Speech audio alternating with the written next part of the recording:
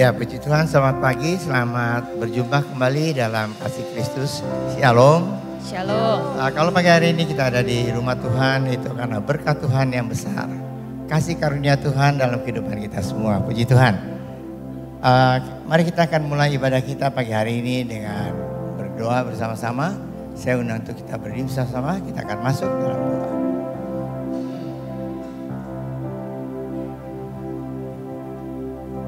Mari kita berdoa. Pertolongan pada kita dalam ibadah minggu yang kudus ini adalah datang daripada Tuhan yang telah menciptakan langit, bumi dan segala isinya. Dia setia memelihara ciptanya dan tidak pernah meninggalkan perbuatan tangannya dari selama-lamanya sampai selama-lamanya. Bapa kami dalam surga, kami ucap syukur Tuhan. Kalau pagi hari ini kami ada di rumah Tuhan. Begitu banyak kasih Allah yang sudah kami alami dalam kehidupan kami semua. Patut pagi hari ini kami mau duduk, kami mau memuji Tuhan, kami mau menyembah Tuhan. Kami mau mendengar pesan-pesan Tuhan bagi kami semua pada pagi hari ini. Mari Tuhan, Kau sendiri akan urapi setiap hamba-hamba Tuhan yang akan melayani Tuhan pada pagi hari ini. Baik para aser, kolektan, pemusik, WL, singer, tim AVD dan juga hamba Tuhan yang akan memberitakan firman Allah.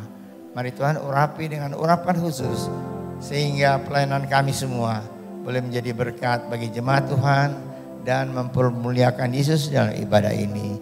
Seluruh jemaat yang akan hadir Tuhan juga kuasai dengan kuasa-Mu dari surga, penuhi kuasa Allah sehingga kami semua boleh merasakan Tuhan kehadiran Allah, roh Allah bersama-sama dengan kami semua.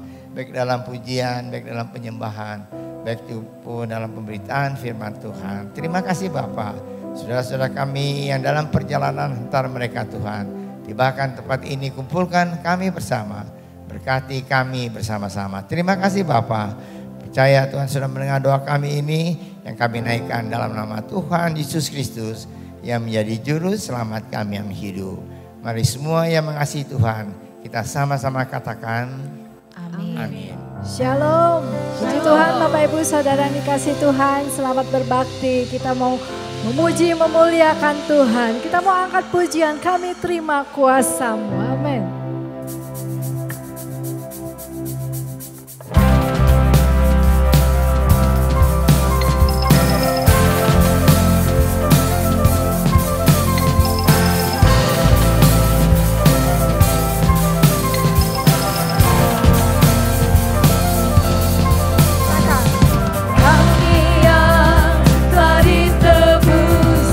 Dengan darah yang kudus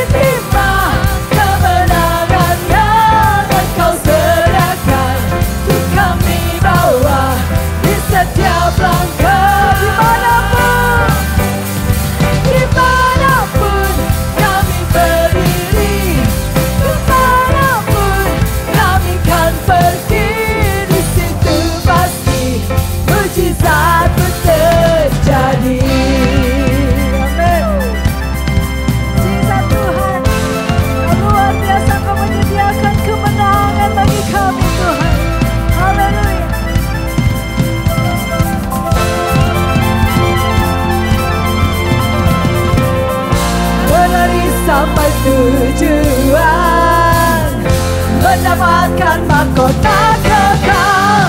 Kami terima kuasa-Mu Tuhan, kami terima kemenangan yang Engkau sediakan untuk kami bawa di setiap langkah. Dimanapun kami berdiri, kemanapun kami kan pergi, di situ pasti mujizat terjadi. Pasti mujizat terjadi. Di situ pasti mujizat terjadi. Kami terima kuasa-Mu, kami terima kuasa-Mu Tuhan, kami terima kuasa-Mu.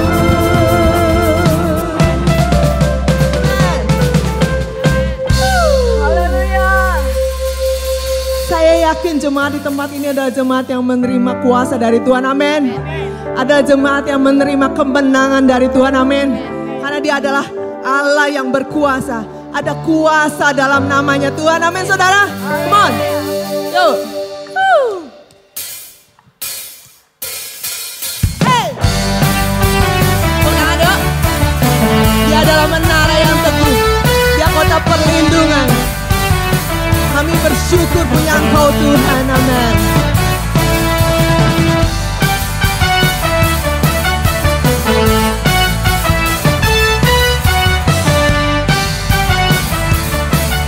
Katakan sama-sama. Namanya Tuhanku, menara yang teguh. Yang keras yuk. Kota benteng perlindunganku, Dia Allah, Allah yang perkasa, Dia Bapa yang kekal. Katakan, gunung batu keselamatanku. angkat tangan sama-sama yuk. Engkau yang termulia di bumi di surga,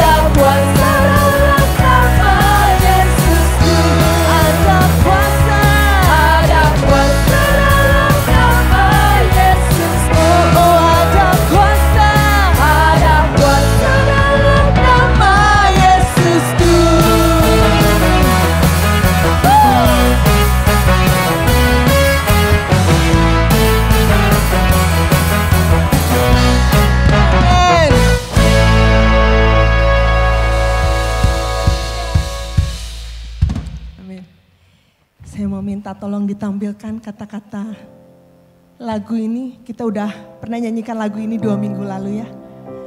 Dikatakan dalam segala keadaan, waktu berlimpah maupun kurang. Lanjutkan. Tetap Yesus yang mempesona hatiku. Kadang-kadang kalau saya waktu pertama dengar saya mikir gini. Waktu berlimpah gampang ya ngomong, kau mempesona aku, berlimpah. Tapi waktu kurang, kadang-kadang yang keluar dari dalam hati itu pertama itu selalu itu buat saya. I don't know. Rasanya kebanyakan tuh bilangnya, Tuhan kenapa ya? Tuhan kenapa ini ya? Gitu. Mengeluh ya, mengeluh. Tapi ya wajar buat saya sih ya, itu manusiawi. Dan setelah waktu kita lewat masalah itu kita baru bilang, yes, Engkau mempesonaku Tuhan. Karena Engkau tetap setia waktu aku dalam keadaan kurang. Mari pagi hari ini kita mau sama-sama sadari dan ingat bahwa ketika kita punya Tuhan, kita punya harapan, amin saudara. Harapan yang gak akan pernah hilang. Dan kita tahu kita ada sampai saat ini hanya karena kasih karunia Tuhan, amin saudara. Amin. Mari kita menyanyikan lagu ini.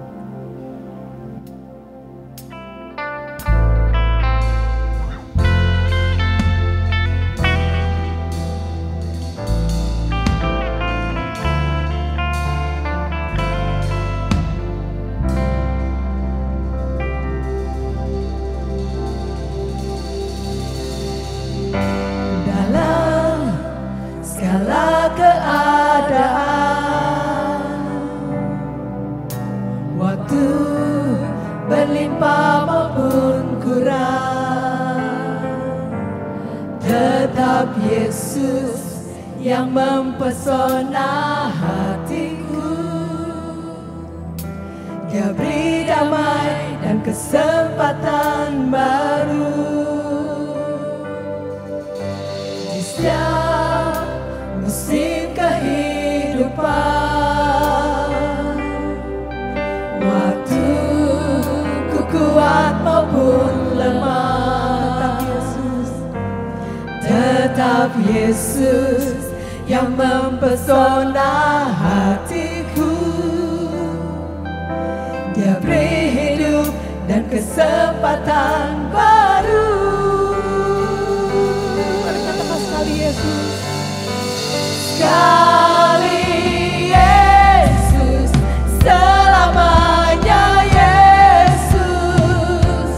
Harapanku takkan hilang, karena kasih-Nya sekarang ku ada. Oh Yesusku, ku cinta Kau selamanya. Mari katakan di setiap musim, di setiap musim kehidupan, waktu ku kuat maupun lemah, tetap Yesus yang mempesona hatiku.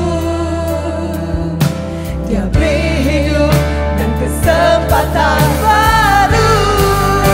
Sekali Yesus, selamanya Yesus. Harapanku takkan hilang, karena kasih-Nya sekarang ku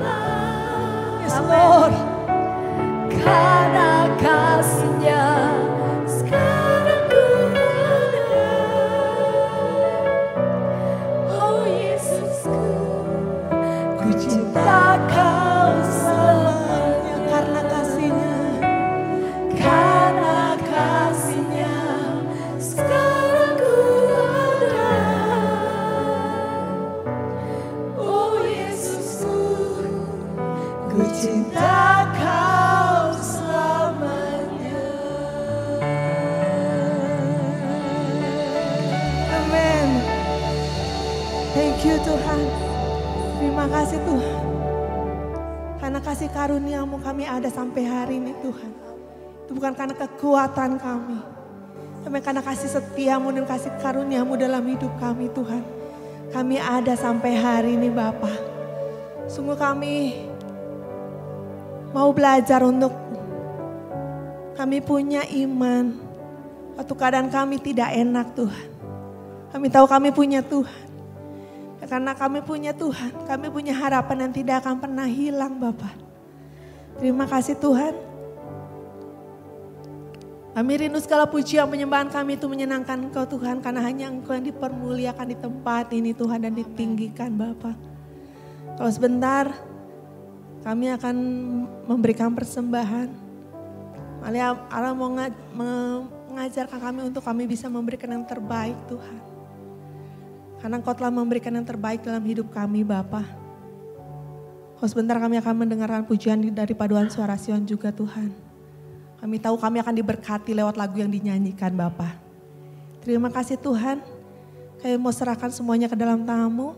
Dalam nama Tuhan Yesus kami sudah berdoa mengucap syukur. Amin. Silakan duduk.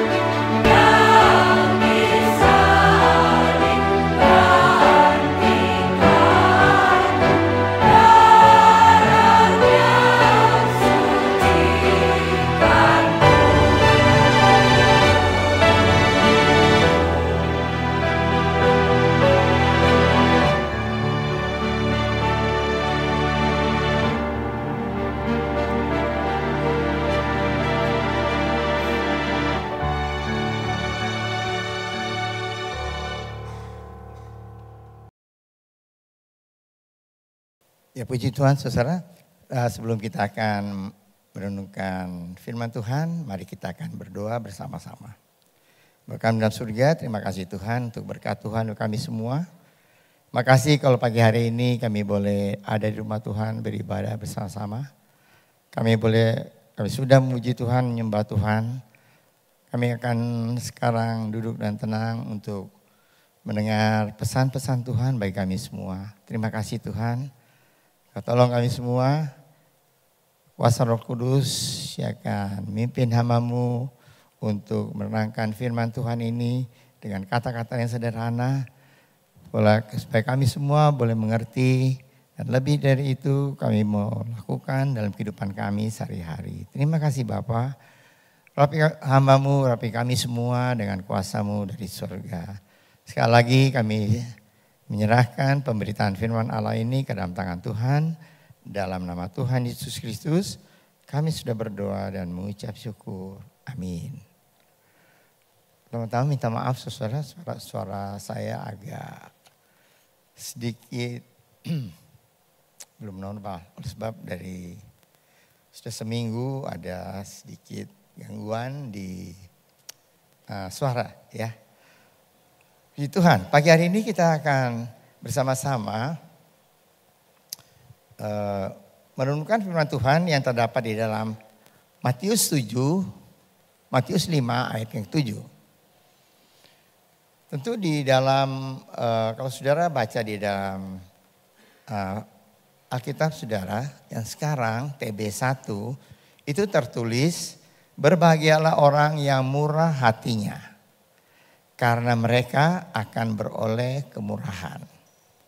Kalau saudara memegang Alkitab TB2, terjemahan TB2, terjemahan yang kedua, di situ tertulis berbahagialah orang yang berbelas kasihan karena akan beroleh belas kasihan. Lah kok beda?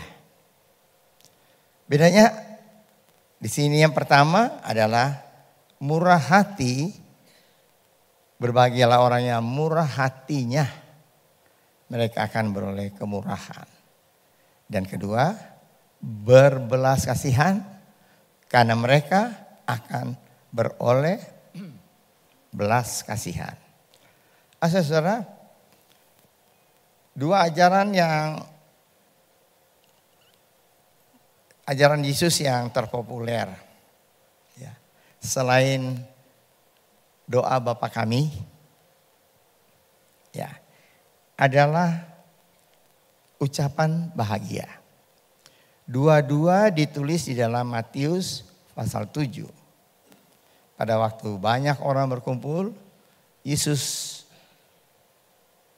mengajarkan ucapan bahagia, dan setelah itu dalam Matius pasal 5 juga, di situ ditulis, di situ ada doa Bapa kami. Diajarkan Yesus juga pada murid-muridnya dan orang banyak.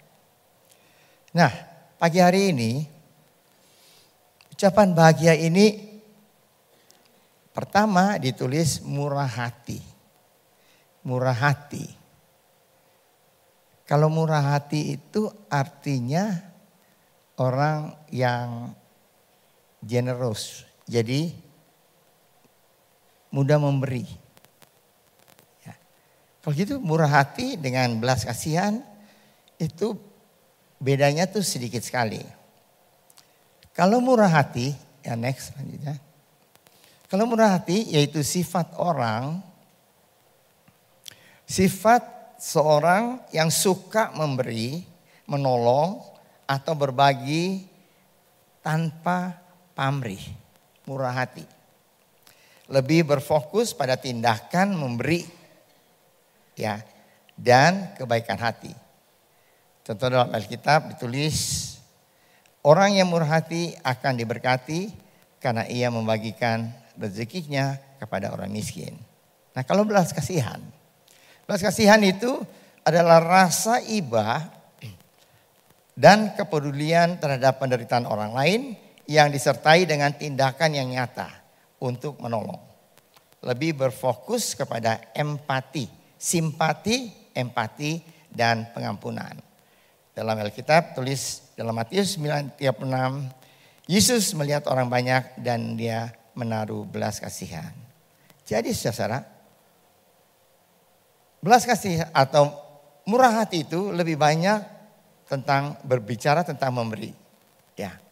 Tidak selalu terkait dengan penderitaan orang lain. Misalnya memberi di dalam, misalnya ada seorang yang terkenal. Oh si om itu, si tante itu orangnya murah hati. Jadi kalau saya kasih proposal apapun akan disumbang. Tanpa dia tahu apa yang kelihatan. Tanpa dia tahu. Datang proposal untuk banjir, proposal untuk apapun. Dia akan langsung beli. Langsung berikan sesuatu. Ya. Tapi kalau belas kasihan lebih banyak merasakan, melihat dan merasakan penderitaan orang. Ya. Mula-mula muncul dari melihat. Melihat orang dalam kesusahan. Setelah itu dia tergerak untuk memberikan sesuatu. Oleh sebab itu saudara, pengurus sekolah minggu selalu kalau mau memberikan natura kepada panti asuhan, selalu saudara pada Natal itu dibawa.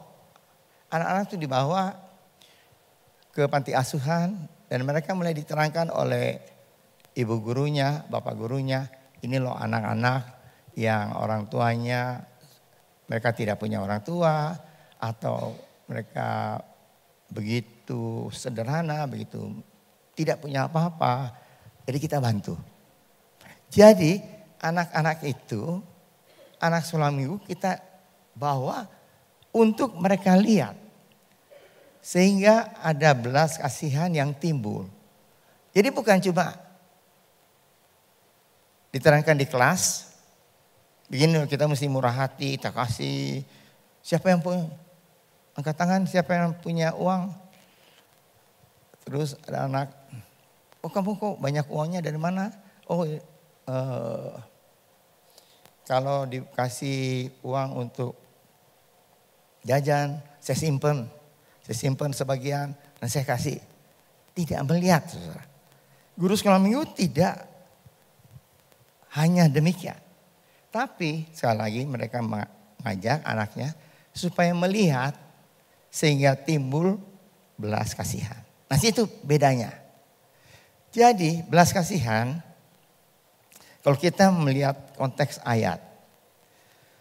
Ya, menaruh kasihan atau menaruh kasihan atau punya kemurahan hati itu sudah di dalam Alkitab sudah ditulis dari masa Alkitab bahasa Belanda dulu. Ya, menaruh kasihan dari lembaga Alkitab bahasa Belanda. Kalau saudara saudara yang punya Alkitab bahasa Belanda sudah bisa lihat itu menaruh kasihan. Terus Lembaga Alkitab Indonesia juga menulisnya murah hati. Sampai itu tahun 74. Sampai tahun 2023 TB2 itu mulai dicetak. Dan situ mulai ditulis belas kasihan. Nah saudara, sekarang kita mau melihat dalam konteks ayat ini. Ya. Ucapan 8 bahagia. Kalau kita baca dalam firman Tuhan, ya, dalam Matius pasal 5 ayat 3 sampai 10, itu ada 8 ucapan bahagia. Dan hari ini kita akan belajar bersama-sama, yaitu ayat ke-7. Berbahagialah orang yang murah hati, karena mereka akan beroleh kemurahan. Murah hati. Murah hati ini kalau kita, kenapa kok ada? Akhirnya dikasih terjemahan adalah belas kasihan. Karena di dalam bahasa aslinya murah hati itu, bahasa Yunaninya elamon, itu berarti murah hati yang cenderung kepada belas kasihan. Ya. Di situ ada empati, ada ngasih, simpati, ada memberi, tindakan nyata dan sebagainya. Dan ditulis dalam ayat. Ya, berbahagialah orang yang murah hati karena mereka akan beroleh kemurahan.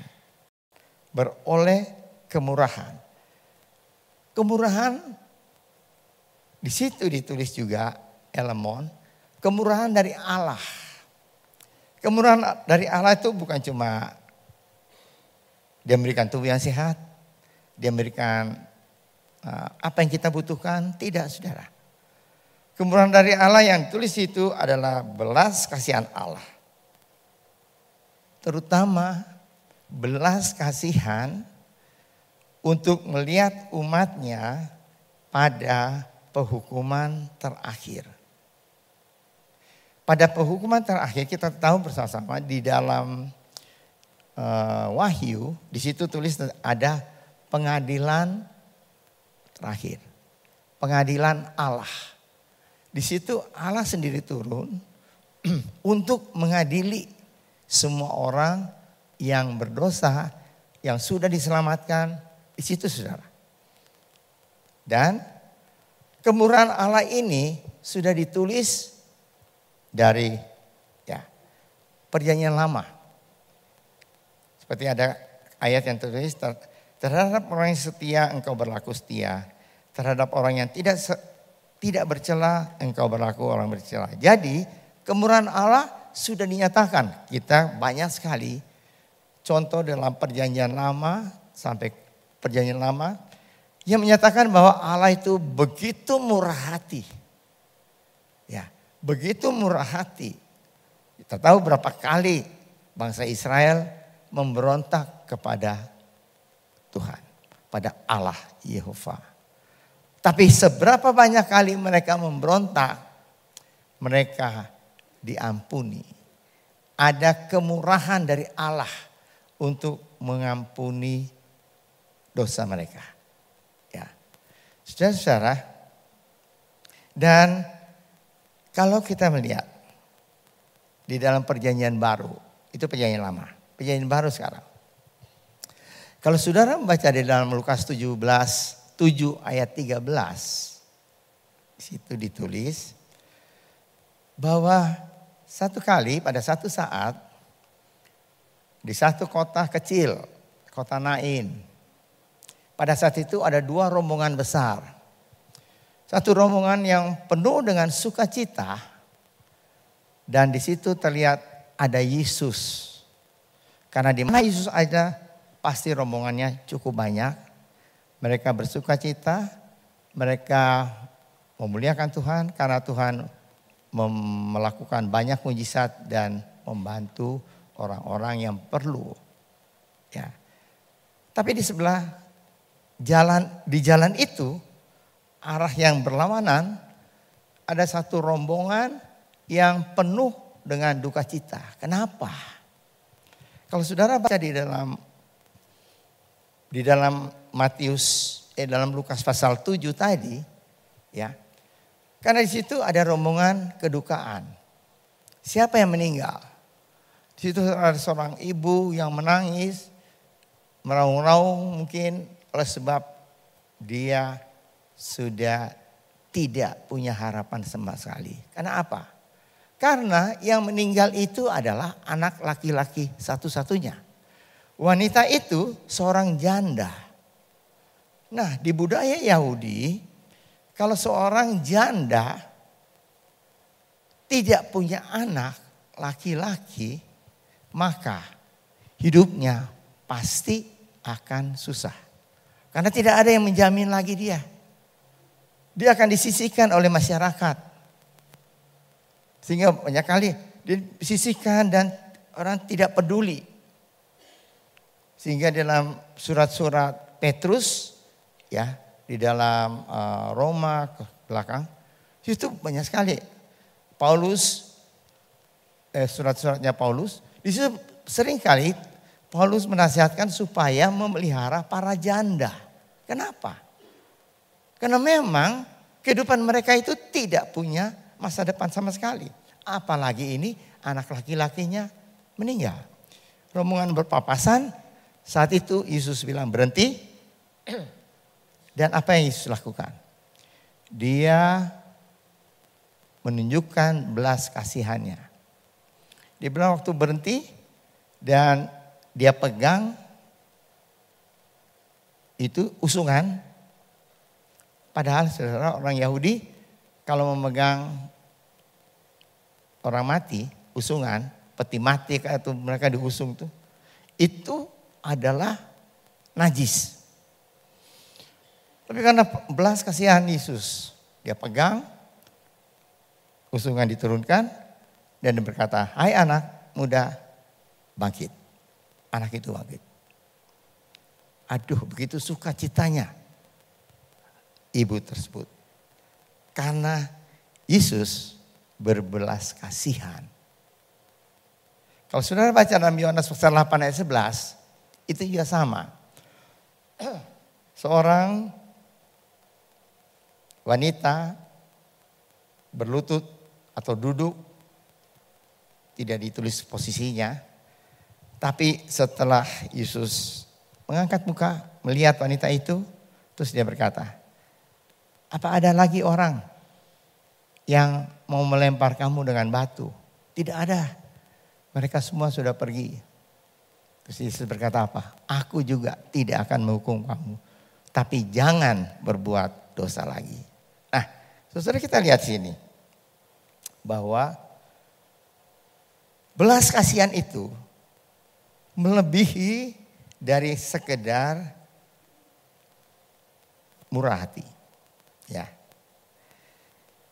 Tertulis di sini, apabila berbahagialah seorang yang berbelas kasihan, karena mereka akan beroleh belas kasihan.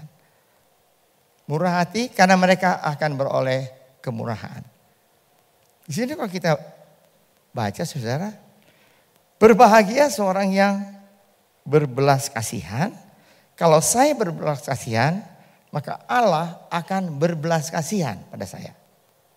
Jadi seolah-olah, ya, mungkin ada saudara yang kritis, saudara membaca ayat ini, saudara berkata, loh, kalau gitu kasih Allah itu bersyarat dong. Saya mesti berbelas kasihan dulu, baru Allah berbelas kasihan. Kok bersyarat dong? Padahal kita tahu bersama-sama, kasih Allah itu tidak bersyarat sama sekali. Nah, satu contoh yang dapat membuat kita tidak bingung, yaitu perumpamaan tentang seorang kaya yang menghitung hutang-hutang dari pegawainya. Ada seorang pegawai yang datang berhutang berjuta-juta. Ya. Terus orang kaya ini berkata kepada algojonya, pegang dia, suruh dia bayar. Masukkan ke penjara, suruh dia bayar. Orang tersebut dia berlutut, dia mohon belas kasihan. Dia mohon belas kasihan pada tuannya. Ya, supaya saya dan istri dan anak tidak dimasukkan di penjara atau dijual untuk bayar utang. Dulu demikian. Kalau nggak bisa, anak istri itu dijual untuk bayar utang. Dia mohon belas kasihan. Kita tahu sama-sama. Perumpamaan itu, cerita itu berakhir di mana? Tuhan itu, dia tidak menghukum. Dia bilang, oke, kamu saya bebaskan. Kamu bebaskan. Orang itu berhutang 1.000, berhutang 10.000, 1000 talenta. 1000 talenta.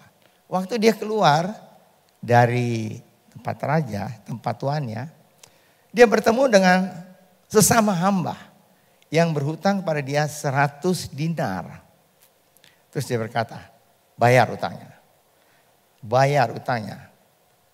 Dia cekik, dia masukkan ke dalam penjara, dia bilang bayar utang. Waktu teman-teman hamba yang lain melihat, mereka lapor kepada tuan itu. Itu tuan yang engkau sudah bebaskan 1000 talenta, dia berbuat demikian. Tuannya panggil lagi, tuan berkata, kamu kok jahat sekali. Belas kasihan aku sudah berikan, kenapa kamu berbuat demikian? Sekarang kamu masuk ke dalam penjara, bayar hutang. Nah saudara, kalau kita lihat demikian ya. Orang tersebut ya diminta supaya berbelas kasihan. Tapi sebenarnya dia sudah mendapat belas kasihan dari tuannya. 1000 talenta, kalau 1 talenta itu kira-kira 34 kilogram emas. Ya, kalau 1000 talenta itu kira-kira 34 triliun rupiah. Dan kalau 100 dinar itu kira-kira 12,5 juta rupiah. Wow, bedanya banyak sekali. Besar sekali. Itulah yang kita terima dari Tuhan. Kalau kita bisa seperti apa yang kita ada sekarang ini. Kita sudah memperoleh keselamatan dari Tuhan. Itu berarti bahwa kita sudah memperoleh belas kasihan Allah. Belas kasihan Allah. Kita tahu bersama-sama. Ya. Tapi itu setiap kali perjamuan kudus selalu dibacakan ayat. Untuk apa? Untuk mengingatkan kembali belas kasihan Allah untuk kita semua. Dia datang di dalam dunia ini, mati atas kayu salib. Untuk apa? Untuk menyelamatkan kita. Bagaimanakah dengan kita? Nah, saudara-saudara, kalau kita melihat dari firman Allah, contoh dari kemurahan Allah, kemurahan hati Allah, dalam Mazmur ditulis demikian. Allah sendiri melihat kita, dia kasihan melihat kita. Karena apa? Dia tahu bahwa kita tuh debu, tidak bisa berbuat apa-apa. Debu apa sih? Ya, bisa lakukan yang bisa dilakukan oleh debu, tidak ada. Sebab itu dia kirim anaknya tunggal untuk menebus dosa kita. Kedua, murah hati dikasih contoh juga oleh Tuhan Yesus sendiri, yaitu tentang orang Samaria. Orang Samaria. Ya. Dia begitu murah hati. Ada orang yang dirampok, terus dia tolong. Lewi lewat, seorang imam lewat, dia datang, dia lihat, dia tolong. Murah hati. Tuhan memberikan contoh demikian. Ya. Supaya kita pun demikian. Bahkan lebih dari itu, supaya kita berbelas kasihan. Karena Allah sudah lebih dulu berbelas kasihan kepada kita semua. Nah, sekarang jadi pertanyaan bagi kita, bagaimana caranya dong? Bagaimana caranya supaya kita bisa berbelas kasihan? Ya, slide. 3 unsur dalam belas kasihan, yaitu pertama, kemampuan melihat dan mengidentifikasikan diri. Apa itu artinya identifikasi diri? Kemampuan kita melihat ada orang yang kita harus bantu dan kita mengidentifikasikan diri. Kita supaya diri kita ada pada keadaan orang itu. Kemampuan kita untuk ada sama-sama seperti orang itu melihat keadaannya dan merasakan keadaannya. Nah, tentu hal ini saudara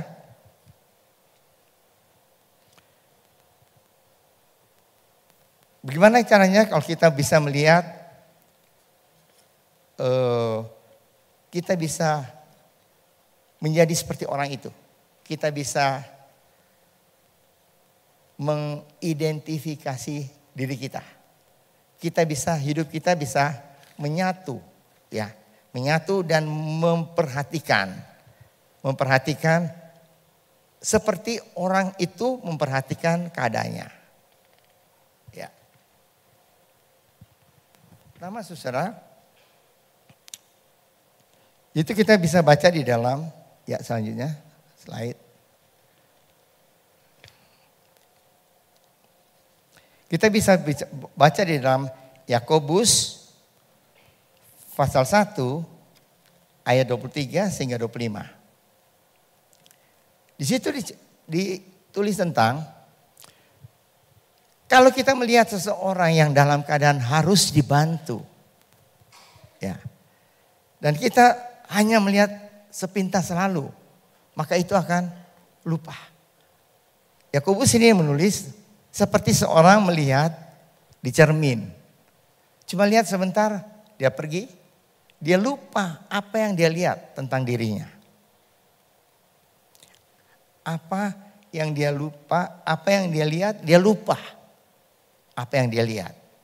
Jadi Tuhan ingin supaya kita, kalau kita tahu bahwa cermin itu adalah firman Allah yang dapat melihat keadaan kita. Dan kalau kita cuma lihat sebentar dan kita tidak merenungkan itu, maka kita akan lupa. Jadi saudara, di situ ditulis supaya kita meneliti, kita bertekun, juga kita sungguh-sungguh melakukan dan kita melakukan firman Allah dan kita berbahagia melakukan hal itu. Itu kemampuan kita melihat. Jadi mungkin ada seorang kalau diajak untuk pergi ke tempat yang demikian, bakti sosial atau apa gitu ya. Ayo cepat-cepat pulang, ayo pulang. Loh itu kan kita belum, gampang lah nanti dari rumah. Dia tidak akan melihat, dia tidak akan membuat dirinya seperti orang itu untuk melihat keadaannya. Jadi dia tidak bisa mendalami arti kata berbelas kasihan. Itu kemampuan melihat dan kemampuan untuk mengidentifikasi diri. Dan kedua, adanya rasa kasihan dan simpati. Kasihan dan simpati.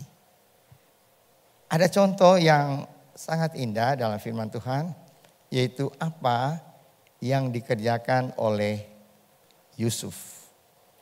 Kalau saudara baca di dalam Yusuf, di dalam Kejadian pasal 50, ayat 20 dan ayat 21, di situ ditulis demikian. Memang kamu telah mereka-rekakan yang jahat terhadap aku, tetapi Allah telah mereka-rekakannya yang untuk kebaikan. Dengan maksud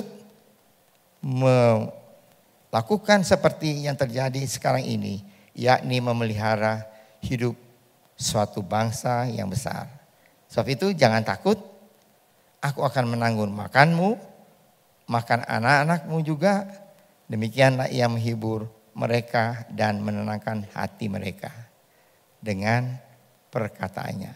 Saudara, Yusuf berkata itu. Ya.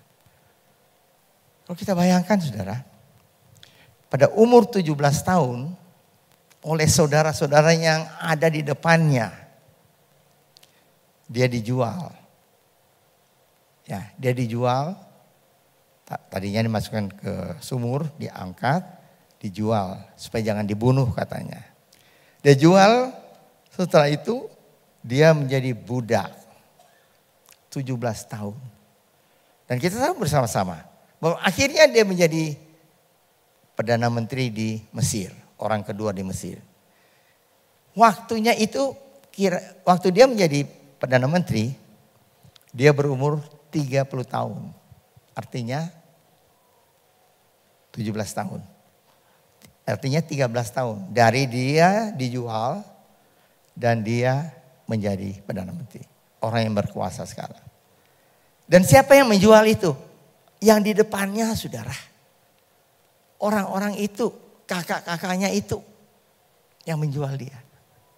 Setelah itu kita tahu bahwa Firaun bermimpi 7 lembu gemuk dan sebagainya, 7 bulir yang gemuk dan makan yang kurus tetap menjadi kurus. Itu 7 tahun yang berkelimpahan. Jadi selama 7 tahun berkelimpahan mereka masih bisa makan di daerahnya. Tapi setelah 7 tahun ada 7 tahun kekeringan. Pada saat itu kelaparan di mana-mana. 2 tahun setelah kekeringan, mereka baru datang ke Mesir untuk beli makanan. Ketemulah mereka dengan Yusuf. Jadi artinya 13 tahun tambah 2 tahun, 13 tahun tambah 2 tahun, 25 tahun. Tambah yang 5 tahun, artinya 27 tahun. 27 tahun lalu. Dia ingat benar bagaimana mereka jual dia. Bagaimana mereka itu membohongin papanya dan sebagainya. Berkata bahwa dia sudah mati dan sebagainya. Orang-orang itu yang di depan dia. Setelah Yakub mati dan kakak-kakaknya itu begitu takut. Takut kalau Yusuf membalas dendam. Saudara-saudara, apa yang dilakukan oleh Yusuf? Tadi kita sudah baca. Ya. Apa yang dilakukan oleh Yusuf adalah apa? Dia mengampuni. Kalau saudara baca dari Kejadian pasal 45 sampai 50 ini, di situ ditulis bagaimana Yusuf berbelas kasihan. Karena ada suatu tekanan yang begitu besar dari apa dia balas dendam atau dia mengasihi. Saudara, sehingga tekanan yang begitu besar yang dia ekspresikan dengan dia menangis sejadi-jadinya. Pada saat itu dia berkata, kan banyak orang-orang yang ada di sekitar, di ruangan itu kan biasa ya. Kalau kerajaan ada ini, ada sini. Memang keluar semua. Waktu mereka keluar semua dan di sana Yusuf menangis. Dia menangis sampai ditulis seluruh Mesir dengar. Itu mengartikan bahwa dia menangis segitu keras, itu hebat. Dan setelah itu dia meluk adik-adiknya, kakak-kakaknya. Dia berkata, aku akan memelihara engkau. Kalian sudah mereka-rekakan, merencanakan hal yang jahat. Tapi Tuhan sudah merencanakan hal yang baik, yaitu memelihara sebuah bangsa yang besar. Saudara-saudara, dia melepaskan apa saudara? Dia melepaskan belas kasihan. Dia menaruh belas kasihan. Itu keluar. Rasa kasihan dan simpati. Dan ketiga, adanya tindakan untuk menolong. Adanya tindakan untuk menolong. Tindakan untuk menolong itu bagaimana ya? Apa saya cuma ambil dompet, buka, kasih uang, sudah? Apa saya pulang ke rumah, ambil cek, tulis, kasih, dah? Apa demikian? Tidak saudara. Firman Allah menulis di dalam Ayub. Firman Allah menulis dalam Ayub. Ya, di dalam Ayub pasal 29 ayat 15 dan 16 tertulis demikian. Aku menjadi mata bagi orang buta dan kaki bagi yang lumpuh. Aku menjadi bapa bagi yang miskin dan perkara orang yang tidak kukenal ku selidiki. Coba ya, sampai segitunya menjadi atau timbul belas kasihan. Ya, menjadi mata menjadi kaki, menjadi tangan untuk dia, Artinya apa yang ada kita melakukan untuk membantu dia. Itu kira-kira kriteria yang ditulis di dalam firman Tuhan. Nah, sekarang saudara, kalau kita sudah tahu bahwa kita harus berbelas kasihan, bagaimana caranya agar kita bisa memperoleh belas kasihan itu? Ya, caranya adalah kita harus sudah mengalami kemurahan Allah. Kita harus sudah mengalami kemurahan Allah. Jadi saudara, kalau kita sudah mengalami benar-benar kemurahan Allah dalam kehidupan kita, maka baru kita mengerti apa itu belas kasihan dan melakukan belas kasihan. Mengalami gimana? Ya mengalami itu bukan cuma tahu sudah di pikiran, bukan. Oh ya saya tahu kok. Di Alkitab kan dituliskan gitu. Wah Allah itu datang dalam dunia untuk menyelamatkan. Iya. Kita tahu sudah saudara. Tapi apa kita merasakan bahwa betul hidup saya sekarang ini berbeda dengan dulu. Dan itu adalah belas kasihan Allah. Karena Allah berbelas kasihan. Tahu, yakinlah. Kalau nanti setelah dunia ini saya akan mendapat satu tempat bersama-sama dengan Bapa di surga. Tahu. Karena apa? Belas kasihan Allah. Dulu kalau pernah saya sakit ini saya sembuh. Ya. Karena apa? Itu belas kasihan Allah. Belas kasihan yang kita sudah alami bersama-sama. Itu bisa menimbulkan belas kasihan pada diri kita. Bukan kita hanya tahu. Tapi kita mengalami kemurahan Allah. Belas kasihan Allah. Efesus 4 ayat 32 tertulis demikian. Tapi hendaklah kamu ramah terhadap yang lain, penuh kasih mesra, dan saling mengampuni sebagaimana Allah di dalam Kristus telah mengampuni engkau. Sebab itu jadilah penurut Allah dan seperti anak-anak yang kekasih. Ayat kedua. Dan hiduplah di dalam kasih sebagaimana Kristus Yesus juga telah mengasihi kamu dan telah menyerahkan dirinya untuk kita sebagai persembahan dan korban yang harum bagi Allah. Nah itu saudara. Kita harus merasakan benar-benar sebagaimana Kristus telah datang ke dalam dunia ini. Telah mengasihi kita dan telah menyerahkan dirinya untuk kita semua. Saudara, kalau kita merasakan hal itu, kita sudah mengalami dan kita benar-benar menghayati apa itu belas kasihan Allah. Maka akan tulis demikian. Konsekuensinya atau akibatnya adalah apa? Selanjutnya silakan. Kita akan mendapat belas kasihan Allah. Kita akan mendapat belas kasihan Allah. Ya. Ini ilustrasi saja, gambar ya. Gimana kita diterima, kita mendapat belas kasihan Allah. Dan kalau tidak, ya gambar saja adalah sebelah kanan itu adalah belas kasihan penghakiman yang tidak berbelas kasihan. Itu akan dijatuhkan kepada mereka yang tidak belas kasihan. Ya, yang terakhir. Ya, ditulis demikian ya. Dalam Yakobus 2 ayat 13.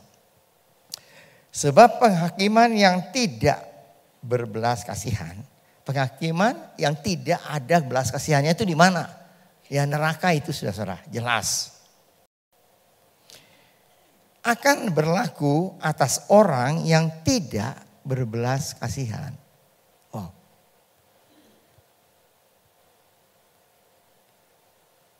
Saya kita renungkan saudara.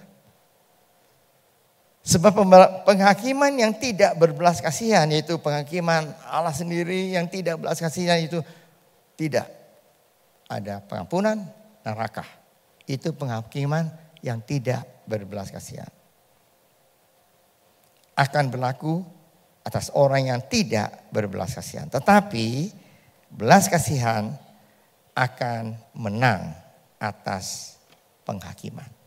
Belas kasihan akan menang terhadap penghakiman. Di dalam terjemahan yang lain saudara, firman Allah yang hidup tertulis demikian.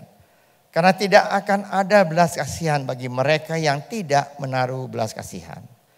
Tetapi saudara berbelas kasihan, tapi jika saudara berbelas kasihan, maka belas kasihan Allah terhadap saudara akan meniadakan hukumannya. Itu terjemahan di Alkitab firman Allah yang hidup. Maka belas kasihan yang kita sudah kerjakan, dengan sungguh-sungguh kita sadar mengerjakan hal itu, maka itu akan meniadakan hukuman Allah terhadap diri kita.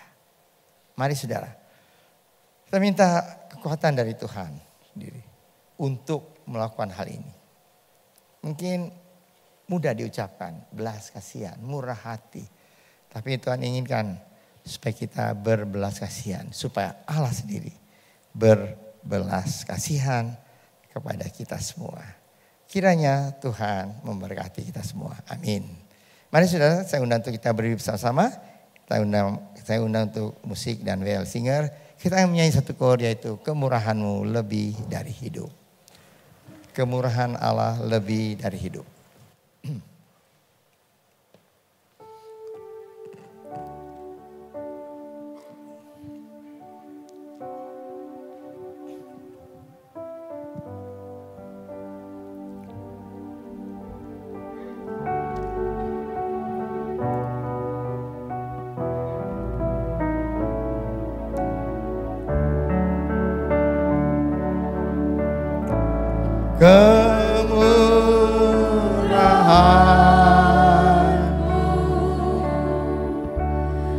Lebih dari hidup, kemurahan-Mu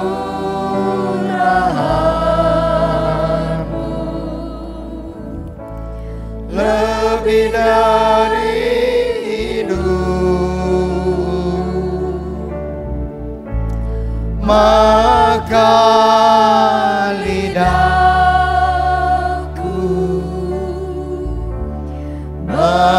memuji Engkau, kemurahan-Mu lebih dari hidup. Mas saudara, kita ganti kemurahan-Mu dengan belas kasihan-Mu lebih dari hidup. Belas kasihan Allah lebih dari hidup. Meniadakan semua hukuman yang akan dijatuhkan pada kita apabila kita berbelas kasihan. Belas kasihan-Mu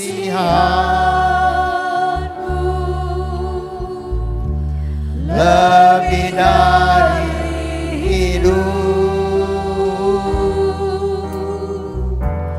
Belas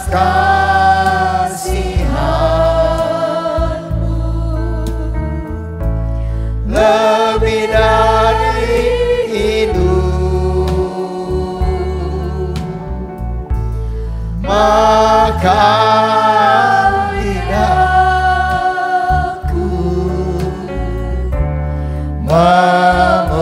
memuji Engkau, belas kasihan-Mu lebih dari hidup, maka lidahku memuji Engkau, maka lidahku memuji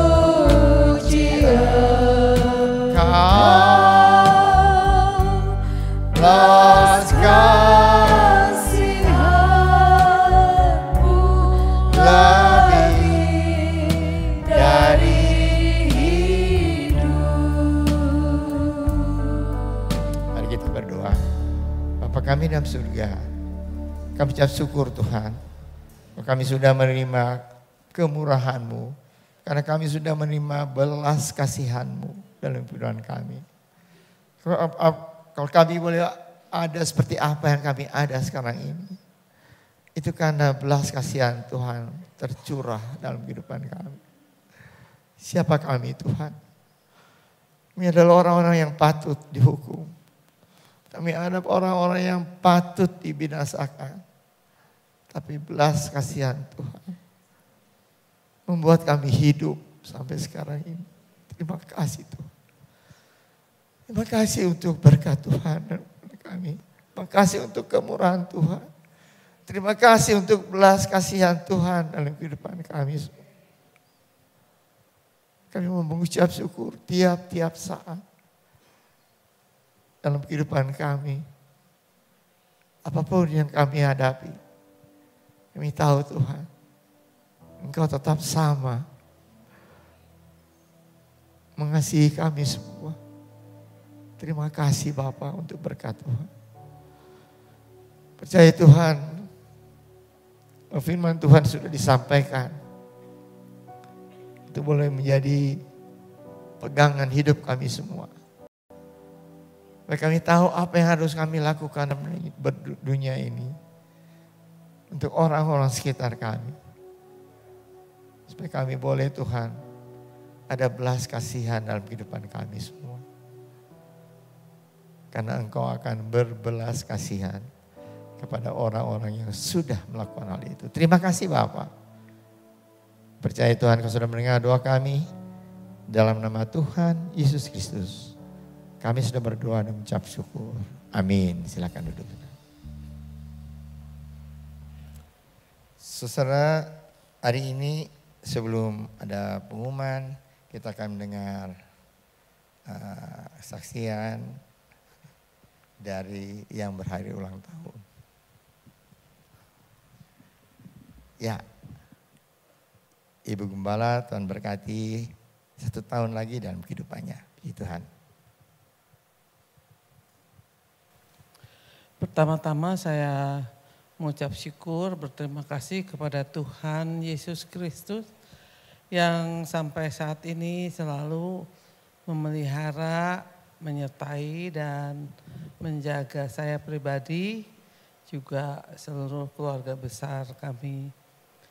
Saya mengucap syukur karena kami berada di tengah-tengah keluarga besar Gereja Rehobot yang begitu mengasihi dan memperhatikan saya pribadi dan juga seluruh keluarga. Saya juga berterima kasih kepada Tuhan karena Tuhan memberi saya seorang suami sebagai mentor bagi saya. Juga anak, mantu, cucu semuanya yang melayani Tuhan. Semuanya itu Tuhan berikan kepada saya sehingga kami semua bersama-sama boleh melayani Tuhan. Pada kesempatan ini juga saya berterima kasih kepada jemaat Tuhan yang sudah menyampaikan ucapan selamat baik melalui WA, baik melalui telepon, dan pagi tadi sudah beberapa orang juga mengucapkan selamat. Sekali lagi saya berterima kasih karena saya mempunyai keluarga besar Gereja Rehobot, keluarga rohani yang selalu memperhatikan dan mengasihi saya. Terima kasih juga untuk tanda kasih yang sudah saudara sampaikan. Sekali lagi saya tetap memerlukan dukungan doa dari Bapak Ibu Saudara sekalian di dalam pelayanan saya dan kami sekeluarga untuk waktu-waktu yang akan datang. Karena kami tidak bisa berjalan sendiri dengan kekuatan kami sendiri. Tetapi sekali lagi saya mengucap syukur saya punya keluarga besar Gereja Rehobot, Bapak dan Ibu dan saudara sekalian yang selalu menopang dan mendoakan kami. Sekali lagi dari tempat ini saya mengucapkan terima kasih banyak untuk semua yang sudah saudara lakukan. Terima kasih. Sekali lagi mari kita tetap melayani Tuhan, mari kita tetap memuji Tuhan karena hanya nama Tuhan saja yang harus ditinggikan di tengah hidup kita, di tengah jemaat kita, Sehingga kita semua tidak menjadi bayi-bayi rohani, tetapi menjadi keluarga Allah yang senantiasa memuliakan nama Tuhan. Terima kasih. Ya, puji Tuhan saudara. Saya ucapkan terima kasih dari Ibu Gembala untuk kita semua. Satu pengumuman yang penting untuk kita semua yaitu saudara. Kalau sudah melihat di depan ini ada kursi-kursi yang masih kosong ya. Nah, mulai minggu depan kita akan minta supaya saudara yang duduk di belakang, 3 kursi yang di belakang itu supaya itu bisa dikosongkan dan maju ke depan sehingga semua kursi yang di depan ini bisa tertutup, terisi semuanya. Dan juga apabila ada seorang atau beberapa anggota yang datangnya terlambat, maka dia bisa langsung duduk saudara. Jadi untuk asar juga tidak terlalu sulit untuk bawa mereka ke depan, bisa duduk di tempat yang kosong. Jadi saudara, lap 3 diminta dengan hormat untuk 3 baris yang paling belakang tuh maju ke depan. Sehingga kita akan lebih merapat ke depan. Tentu bagi saudara yang duduk lebih ke depan, melihat screen lebih jelas ya. Daripada lihat screen yang kecil yang di bawah itu balkon tuh. Sudah bisa lihat lebih jelas dan kita bisa bersukacita bersama-sama ya. Puji Tuhan. Mari saudara, kita akan tutup ibadah kita dengan doa. Saya undang untuk kita berdiri bersama, kita akan masuk dalam doa. Mari kita berdoa. Bapa kami dalam surga, terima kasih Tuhan untuk berkat Tuhan bagi kami semua. Kami boleh menyelesaikan ibadah kami pada hari ini dengan berkat Tuhan. Kami sudah memuji Tuhan, menyembah Tuhan. Kami sudah mendengar firman Tuhan melalui paduan suara dan juga firman Tuhan yang sudah disampaikan. Mari Tuhan, kami mengerti, tapi kami mau lakukan itu dalam kehidupan kami. Karena kami tahu Tuhan, akibat dari kalau kami lakukan itu, yaitu Engkau Tuhan akan meniadakan hukuman karena belas kasihan dari Allah. Terima kasih Bapa untuk berkat Allah, untuk kami semua. Mari Tuhan, Engkau juga berkati semua yang sudah memberikan persembahan dan mengembalikan perpuluhan yang Tuhan punya. Ajar pada kami untuk memberikan yang terbaik. Karena Tuhan sudah memberikan yang terbaik bagi kami, yaitu keselamatan dan hidup yang kekal. Terima kasih Bapa untuk berkat Tuhan. Kami Tuhan akan masuk ke minggu yang baru berjalan bersama dengan Tuhan. Kami percaya kami tidak berjalan sendiri, tapi Engkau akan memimpin, memberkati, menyertai hidup kami semua. Baik kami secara pribadi, keluarga kami, usaha kami, pekerjaan kami, dan pendidikan anak-anak kami semua. Terima kasih Bapa untuk berkat Tuhan. Percaya Tuhan, Engkau sudah mendengar doa kami semua ini yang kami naikkan hanya dalam nama Tuhan Yesus Kristus yang menjadi juru selamat kami yang hidup. Saudara yang dikasihi oleh Tuhan, angkatlah tangan saudara untuk menerima berkat Allah.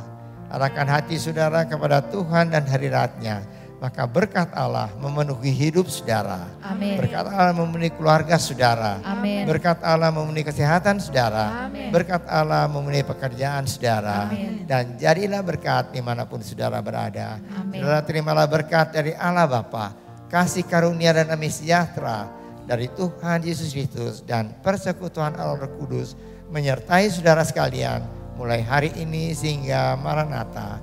Tuhan Yesus datang kembali. Amin.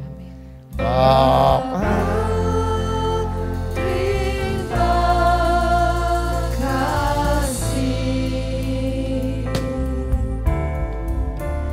Bapa, terima kasih. Bapa di dalam surga.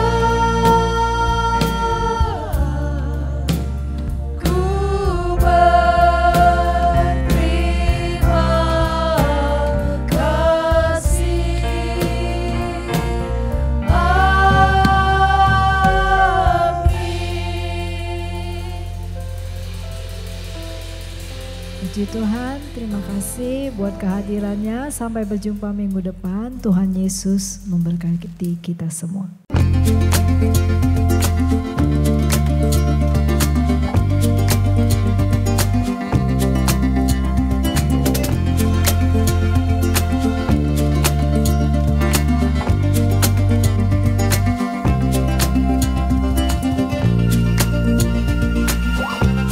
Shalom saudara, selamat hari Minggu. Kita kembali lagi untuk bersekutu, memuji, dan menyembah Tuhan.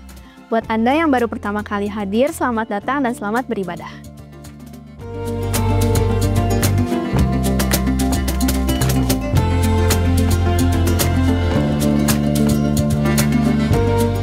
Selama bulan Maret, kita masih akan memaknai ucapan bahagia yang diajarkan oleh Yesus Kristus.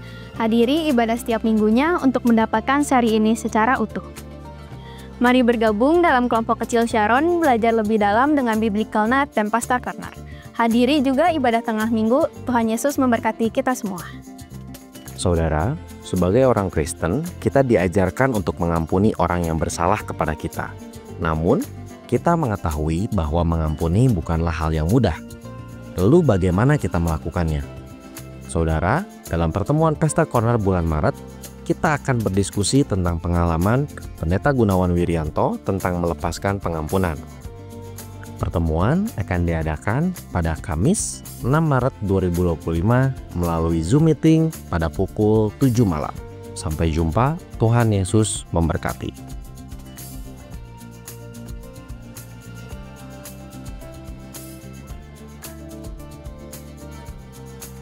Selama bulan Maret sampai Juni 2025, Biblical Night memiliki seri baru yang berjudul The Pursuit of Holiness. Seri ini akan membantu kita memahami makna kekudusan dan bagaimana menghidupinya dalam keseharian. Seri ini akan dibagi dalam 4 pertemuan. Seri pertama, Biblical Foundation of Holiness, 20 Maret 2025, yang akan memahami makna kehidupan yang kudus menurut Alkitab. Seri kedua, Purified by His Presence, 17 April 2025, yang akan membahas peran doa puasa sebagai sarana pengudusan. Seri 3, Sanctified Worship, 15 Mei 2025, yang akan menemukan bagaimana ibadah bukan hanya menjadi ritual, tapi juga merupakan sarana pengudusan. Seri keempat, Transformed by Truth, yang akan membahas bagaimana pertumbuhan rohani dan kekudusan bertumbuh melalui pembelajaran. Semua pertemuan ini diadakan pada Kamis ketiga pukul 7 malam melalui Zoom meeting Gereja Rehoboth.